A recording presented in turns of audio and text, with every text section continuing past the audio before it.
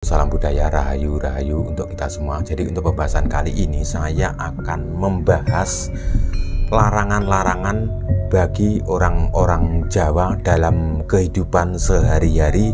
Orang zaman dulu itu ketika memberi arahan atau memberi tuntunan kepada anak cucunya dan untuk generasi berikutnya itu tidak secara langsung, tapi dalam berbentuk syair dan berbentuk sanepan seperti itu.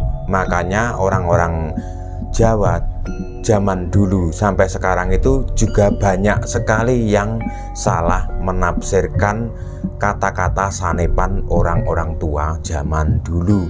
Contohnya sebagai berikut. Ada sebuah larangan ketika anak tersebut dilarang menduduki bantal tersebut. Sebenarnya kata-kata menduduki bantal tersebut itu adalah sebuah kata-kata sanepan dan sebenarnya tujuannya sangat baik supaya untuk menjaga kesopanan dan punya budaya seperti itu. Jadi bantal itu kan biasanya hampir di seluruh dunia kalau yang namanya bantal itu dipakai di kepala untuk dipakai untuk tidur. Jadi tidak sepantasnya itu diduduki. Itu adalah tafsirannya sebenarnya seperti itu. Tapi banyak juga yang salah menafsirkan. Dan contoh selanjutnya, ketika seorang perawan, jadi disebut perawan itu belum pernah menikah, seperti itu. Remaja perawan itu biasanya ketika menyapu di dalam rumah maupun di pekarangan rumah itu harus bersih. Kata orang Jawa zaman dulu, kalau tidak bersih akan mendapatkan suami yang brewokan, seperti itu. Itu juga sebuah sanepan dan harus bisa diterjemahkan apa arti maksud dalam tersebut.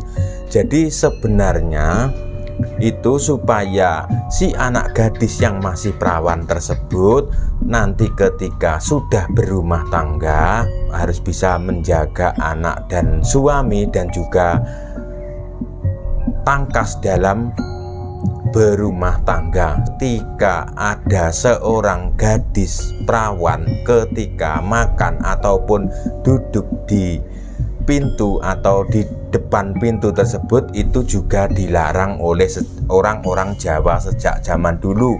Itu juga sebuah kata sanepan atau plesetan tersebut. Jadi yang namanya pintu itu di mana saja itu tempat keluar masuk orang. Jadi sudah tidak pantas untuk diduduki seperti itu, apalagi seorang perawan nanti duduk di situ sambil duduk mengakang, seperti itu juga jauh lebih tidak pantas lagi. Sebenarnya orang-orang Jawa zaman dulu itu memberikan pesan penting yang sangat mendalam yang bisa dipakai dalam kehidupan sehari-hari. Buat teman-teman yang calon menjadi bapak ataupun ibu yang masih sekarang itu masih pacaran, harus dipersiapkan dari sekarang seperti itu. Jadi sebuah tuntunan dalam kehidupan sehari-hari itu harus diterapkan. Jangan sampai kita sebagai orang Jawa itu kehilangan jati diri kita. Kalau kita itu orang Jawa Nusantara yang punya budaya yang adiluhung. Kemarin sempat jalan-jalan ke Desa Ngandel, Kecamatan Rayun, Kabupaten Ponorogo, dan saya sangat kaget ketemu seorang bocah SD sekitar kelas 5 atau kelas 6 tersebut. Jadi saya itu jalan itu tidak memperhatikan bocah-bocah tersebut dan tiba-tiba salah satu di antara mereka sambil menunduk begitu mengucapkan atau menyapa saya. Jadi saya itu sangat kaget sekali. Berarti dalam penerapkan budaya di dalam keluarganya atau orang tuanya bocah tersebut itu masuk dan diterima dengan baik dan juga pendidikan di sekolah tersebut.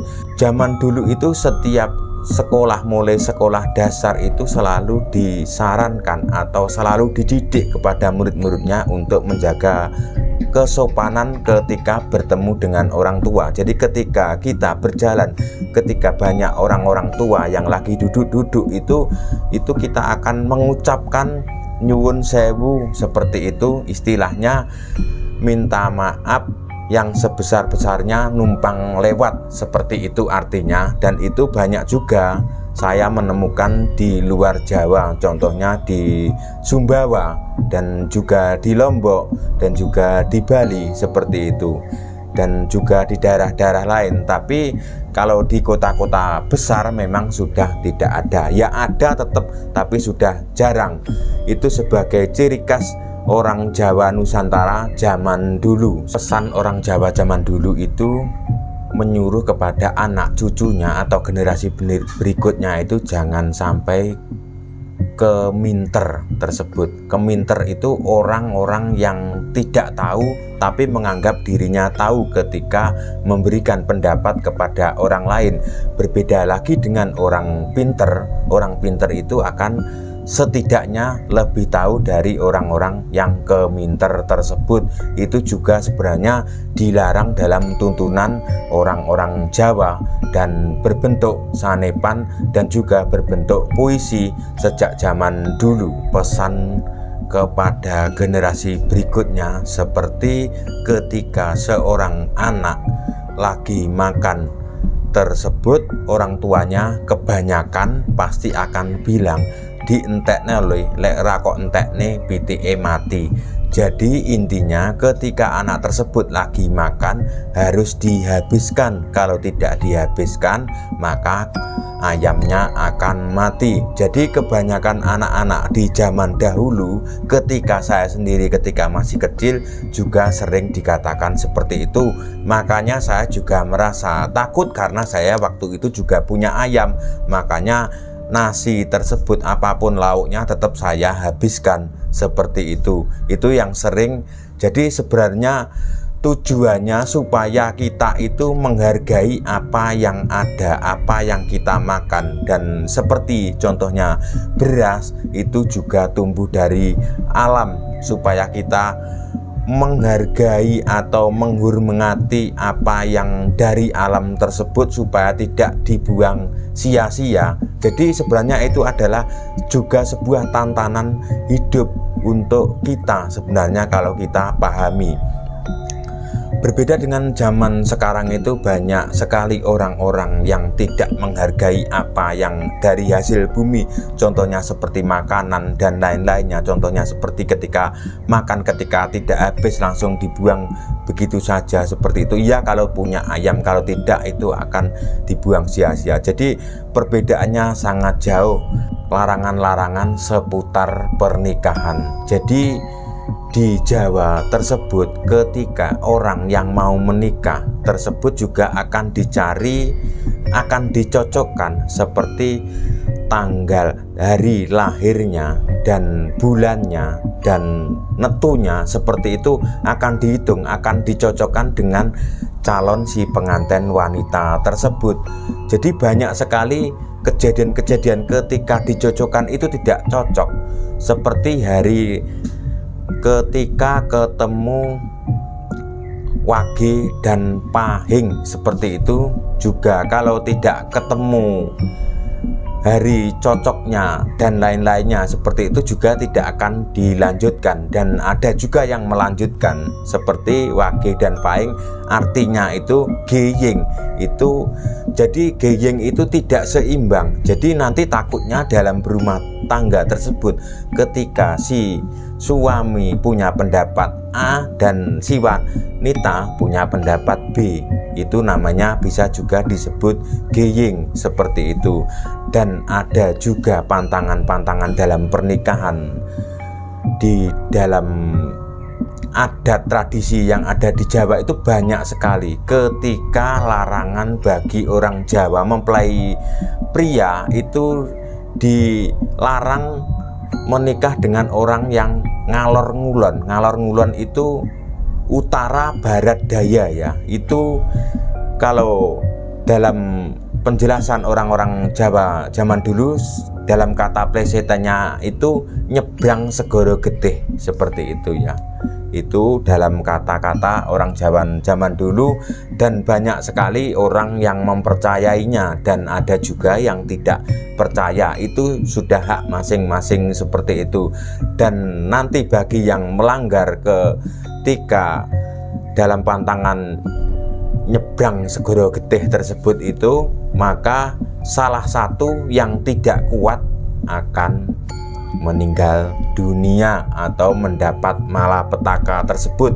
Jadi banyak juga kalau orang yang sudah terlanjur mempercayai dalam hal tersebut itu harus mempercayai. Kalau memang tidak, awalnya tidak mempercayai, ya tidak mempercayai tersebut. Sebenarnya tidak ada paksaan ya, tapi kalau memang benar-benar sudah dipercayai tapi tetap melanggar, ya akan kejadian juga.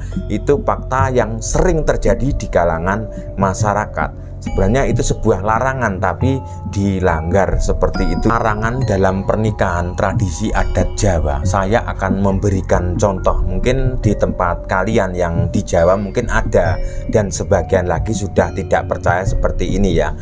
Jadi contohnya, saya mengambil contoh saya saja ya. Ketika saya sudah menikah dan saya tinggal di rumah istri saya, beda dengan kampung saya, kemudian saya punya anak, itu dilarang menikah dengan wanita tempat lahir saya. Dalam kata-katanya, kebo kembali neng kandange. Jadi ibaratnya dalam plesetannya itu kerbau kembali ke kandangnya. Jadi anak saya ketika saya tinggal di rumah istri saya dan anak saya mau menikah, itu dalam larangan adat tradisi Jawa zaman dulu itu dilarang menikah dengan tempat lahir sang ayah tersebut ya, seperti itu. Itu juga sering terjadi di kalangan masyarakat Pulau Jawa. Saya sendiri juga mengalami seperti itu pada zaman dahulu. Jadi saya dilarang menikah tempat lahirnya bapak saya. Jadi saya harus mencari istri dari kampung lain atau kabupaten lain, seperti itu ya. Yang penting intinya tidak boleh menikah tempat lahirnya bapak saya dulu, seperti itu. Mungkin di tempat panjenengan apakah masih ada? Kalau ada silahkan komen di bawah video. Ada larangan dalam pernikahan adat Jawa zaman dulu namanya lusan besan. Jadi artinya lu itu 3. Jadi si contohnya salah satu pihak mempelai calon pengantin tersebut, salah satu sudah menikahkan yang ketiga kali dan satunya baru sekali, namanya lusan besan, seperti itu. Dan bagi orang Jawa juga banyak yang melanggarnya dan juga masih banyak banget yang masih mempertahankannya, seperti itu. Kalau dilanggar, ditakutkan dalam plesetan tersebut ditakutkan akan menuai bencana bagi salah satu pihak yang tidak kuat atau yang mengalami bagi pihak yang lemah. Sebenarnya larangan dan pantangan bagi orang Jawa dalam kehidupan sehari-hari sebenarnya sangat banyak banget ya. Kalau saya bahas itu mungkin 3 jam tidak akan habis. Cukup sekian, jika ada salah kekurangan dalam perkataan saya, dan kalau ada kekurangan silahkan ditambahi di dalam bawah video, seperti itu. Cukup sekian, terima kasih, salam budaya Nusantara.